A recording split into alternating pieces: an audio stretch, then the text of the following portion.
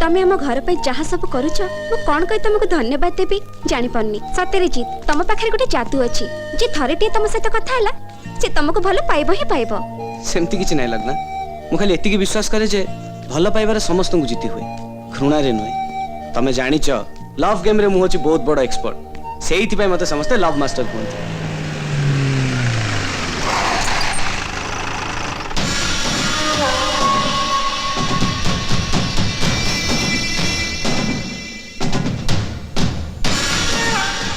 अरे सहरी ब्रयलर तू कौन लग्ना को धरी नई कुड़िया पवन खाइबा को चली आसे? हाँ जेते इच्छा बोली जा एमती भी ए गाँव रे तू बहुत कम दिन रहिबू। गणना जानछु कि रे तू गोटे काम कर कोर्ट पाके जाई सुआ धरिक बस बढ़िया रोजगार कर।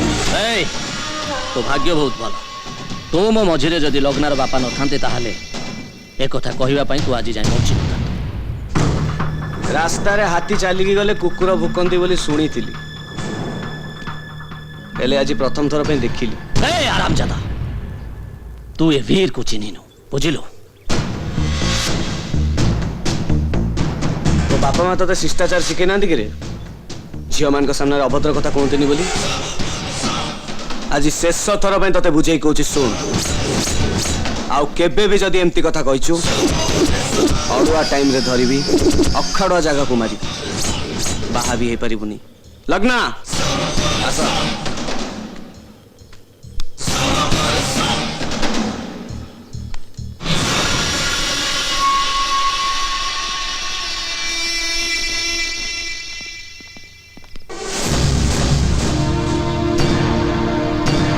आज मल्ला सळा एते बेले जाय कोड थिलो अंकल मु लग्ना को नहीं गाँ बुलिया पे जाइथिली। गाँ रास्ता रे गोटे अविवाहित पुओ सहित गोटे झियो बुलिले गाँ लोक कौन भाविबे?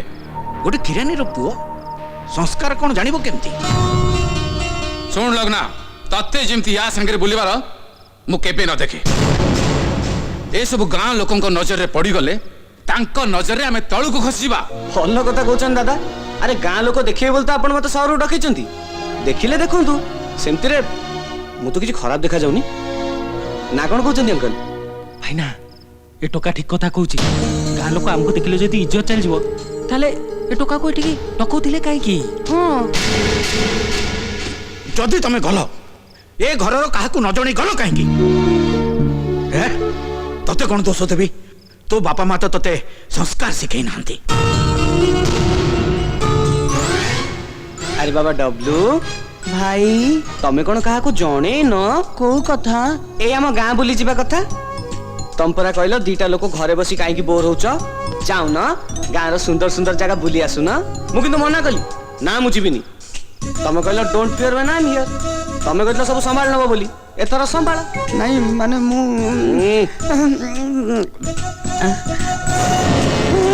अरे तू जानी थिलु? मामू जानी थिली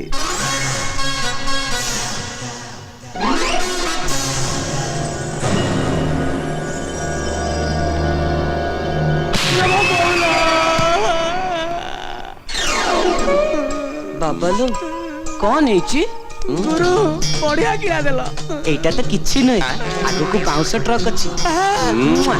अरे रघुआ बाबू आज मो सांगर बाहागर अछि समस्त को डाकिछि खाइ दे आसीबो कम से कम घर रो मिल तो बंची जीवो। भाईना एमती कोन कहला? अरे तू पकाबो बारंबार एमती पिन मारी कथा कहबा उचित न। अरे दादा कोन जानि पन आपण माने घर रो जाई बोली मते आ एगुडा भल लागुनी नकई नकई दादा बहुत कथा कहसलेनी आपण माने रुहंतु मु यार ठीक जवाब देके आसी। नहीं बाबा तू सेमी कोना मो धनटा पर देख जा गंडे खाइबा को पियो को भलरे मिलची ता भी बंद हे जिवो आमो संगे तते भी घरु धक्का मारी विदाय कर देबे। आपण माने भी ठीक कथा कहउछंती हम माने कोडिया भले काम धंदा न करी घरे बसी रहले जी नै से हमको कहइबो हां हमको सुनिया पे भी पड़िबो। हाँ एगुड़ा तो शुणी शुणी आमर देह सुहाई गलानी ना तथापि टाण टाण कथा कहबा आ तो उचित नुह। अरे अरे अरे ये कौन करछु देखाउन तते? अरे घर ज्वाई माने हम एठी बसछु परे सभा कले हबनी? आपण मानकर जदि खालीटारे गपसप करिवार अछि ताले घर भीतर चल जाउनांती गपसप करिया पई मोर ए काम सरले घर तने बहुत काम देखिले तो ए घरर चाकर भी मुंह पर जवाब दे दूची काई जानचंती କାହିଁକି ନା ତାର ତା ହାତ ଉପରେ ଭରସା ଅଛି। ସେ ଜାଣିଛି ତାକୁ ଏଠି ବାହାର କରିଦେଲେ ବି ସେ ଆଉ କୋଉଠି କାମ କରି ତା ପେଟ ପୋଷି ପାରିବ। ହେଲେ ଆମମାନଙ୍କର ହାତ ଉପରେ ଆମର ଭରସା ନାହିଁ। ପିସା ମାନେ ଜୀବନଟା ହଉଛି ବହୁତ ଛୋଟ। ଆମେ ଯଦି ପରିଶ୍ରମ ନ କରିବା ତାହେଲେ କାଲି ଆମେ ମଲା ପରେ କେହି ବି ଦିଟୋପା ଲୁହ ଗଡ଼େଇବେନି। ସମସ୍ତେ କହିବେ 20ଟା ଥିଲା ମରିଗଲା ଭଲ ହେଲା। ହଁ ମୁଁ ବି କାହିଁକି ଆପଣମାନଙ୍କୁ କହୁଛି, କହିକି ଲାଭ ବି କ'ଣ? ଆପଣମାନେ ତ ବଦଳିବେନି ନା। Enjoy, have fun. ଆଉ ହଁ, ଗୋଟେ କଥା ମନେ ରଖିବେ, ନିଜ ଝାଳ ବୁଆ ଧନରେ ଶାଗ ପଖାଳର ଯୋଉ ଶାନ୍ତି ଥାଏ ନା, ସେଟା ବଡ଼ ବଡ଼ିଆଙ୍କ ବିରିୟାନୀରେ ନଥାଏ। ଘରର ଜ୍ୱାଇଁମାନଙ୍କୁ ଘରର ବଡ଼ ପୁଅ ବୋଲି ମାନନ୍ତି, ଭଲ ପାଆନ୍ତି, ସମ୍ମାନ କରନ୍ତି। ସେଟା ଯେମିତି ଆପଣଙ୍କ କ୍ଷେତ୍ରରେ ଭୁଲ ନ ହେଇଯାଏ।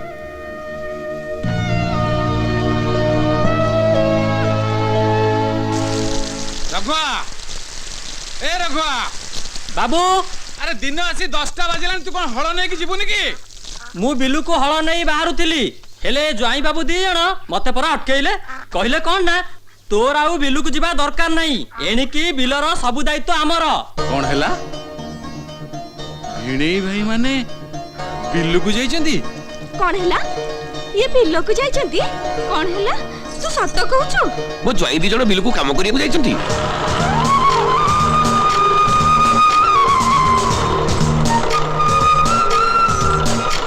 ବାବୁ, ବଡ ବାବୁ, ସାନ ବାବୁ, ଜ୍ୱାଇଁ ବାବୁ ମାନେ ଆସିଲେଣି।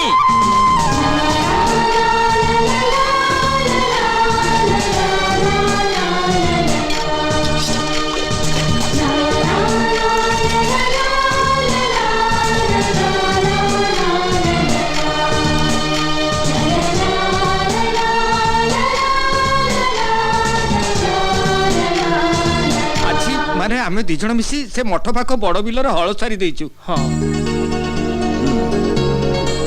ଉଦୟ ଭାଇ, ଆପଣ ମୋଟେ ବ୍ୟସ୍ତ ହୁଅନ୍ତୁନି। ବର୍ଷା ଆସୁ ଆସୁ ଆମେ 2 ଜଣ ସବୁ ଜମିରେ ବିହନ ବୁଣି ଦେବୁ। କିନ୍ତୁ ଉଦୟ, ମତେ ଯାହା ଲାଗୁଛି ସେ ମଠ ଜମି ପାଇଁ ଆଉ କିଛି ଖତ ସାର କିଣିବାକୁ ପଡିବ। ଠିକ ଅଛି ଭିଣେଇ ଭାଇ। ଉଦୟ ଭାଇ ଜମିରେ କିଛି ମୂଲ୍ୟ କାମ କରୁଛନ୍ତି, ତାଙ୍କୁ ଯାଇ ପେମେଣ୍ଟ କରିଦେଇ ଆସ।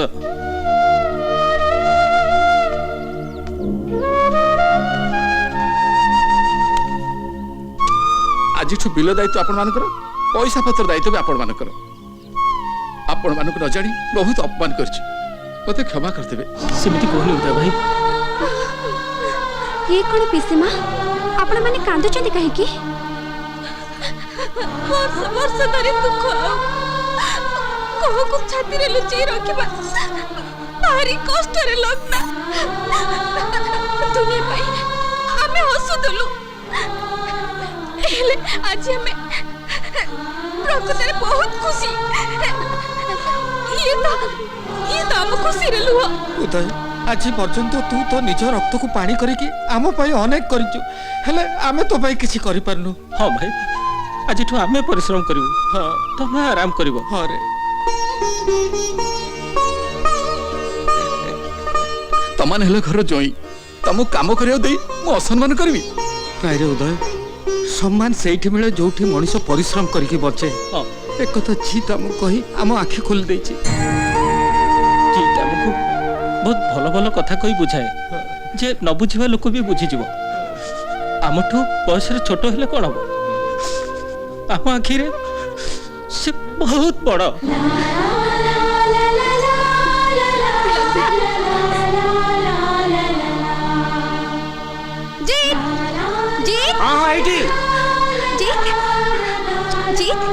ତମ ପାଇଁ ପିସି ମାନେ ଆଜି ବହୁତ ଖୁସି। Really you are really great ଜିତ୍। ସେଥିପାଇଁ ତମେ ଦାୟୀ। ମୁଁ ଲଗ୍ନା, ତମେ ଗୋଟେ ଜଏଣ୍ଟ ଫ୍ୟାମିଲିରେ ରହୁଛ, ତମ ଚାରିପଟେ କେତେ ଲୋକ, କିନ୍ତୁ ଏତିକି ଟିକେ ସାହାଯ୍ୟ ପାଇଁ ତମେ କେତେ ବ୍ୟସ୍ତ ହେଇଯାଉଛ। ତମେ ଜାଣିଛ ତମେ କୋଉ ପରିସ୍ଥିତିରେ ଏ ଘରେ ରହୁଛ? ଇଟା ସିମେଣ୍ଟରେ ଯୋଡ଼ି 4 କାନ୍ଥ ତିଆରି କଲେ ଘର ତିଆରି ହୁଏ ନାହିଁ। ସେଥିପାଇଁ ଦରକାର ଶ୍ରଦ୍ଧା, ସ୍ନେହ ଆଉ ସମ୍ପର୍କ, ଯୋଉଟା ତମ ଘରେ ନାହିଁ। ଭବିଷ୍ୟତରେ ଯଦି ତମ ପଛରେ କିଏ ଅଛନ୍ତି ବୋଲି ଭାବୁଛ, ତାହେଲେ ଏଇ ପିସା ପିସି ଦାଦା ଖୁଡ଼ି ଏମାନଙ୍କୁ ବଦଳାଇବା ନିହାତି ଜରୁରୀ ଥିଲା। ତମେ ଭାବୁଥିବ ସେ ପିଲା ସାଙ୍ଗେ ତମ ବାହାଘର ଭାଙ୍ଗିଦେଲା ପରେ ମୁଁ ଏଠୁ ଚାଲିଯିବି କିନ୍ତୁ ନା, ତମ ବାପାଙ୍କୁ ବଦଳେଇବା ନିହାତି ଜରୁରୀ। ତମେ କ'ଣ ଭାବୁଛ ତମେ ବାପାଙ୍କୁ ବଦଳି ଦେଇପାରିବ? ମୁଁ ନୁହେଁ, ଏଇ ଘର ହିଁ ତାଙ୍କୁ ବଦଳେଇବା ପାଇଁ ବାଧ୍ୟ କରିବ। ତମକୁ କ'ଣ ଲାଗୁଛି ଏମିତି ହବ? ଆରେ ଏମିତି ଭାଙ୍ଗି ପଡୁଛ କ'ଣ ପାଇଁ? ମୁଁ ତମ ବାପାଙ୍କୁ ବଦଳେଇବା ପାଇଁ ଚେଷ୍ଟା କରୁଛି। ୟୁ ସୁଡ୍ ଏନକରେଜ ମି। ମୁଁ ତ ତମ ପାଇଁ ଆକ୍ଟିଂ କରିବାକୁ ଆସିଥିଲି। ମୁଁ କ'ଣ ଜାଣିଛି ସମସ୍ତଙ୍କ ପାଇଁ ଆକ୍ଟିଂ କରିବାକୁ ପଡିବ ବୋଲି? ଓ ଲଭ୍ ମାଷ୍ଟର, ତମେ ଭୁଲି ଯାଉଛ ଯେ ତମ ଆକ୍ଟିଂ ଏବେ ସରିନି। କିନ୍ତୁ ତମେ ଭୁଲି ଯାଉଛ ମୁଁ ତମ ଭାବି ସ୍ୱାମୀ, ମାନେ ଏ ଘରର ଜ୍ୱାଇଁ। ଡୁପ୍ଲିକେଟ ମ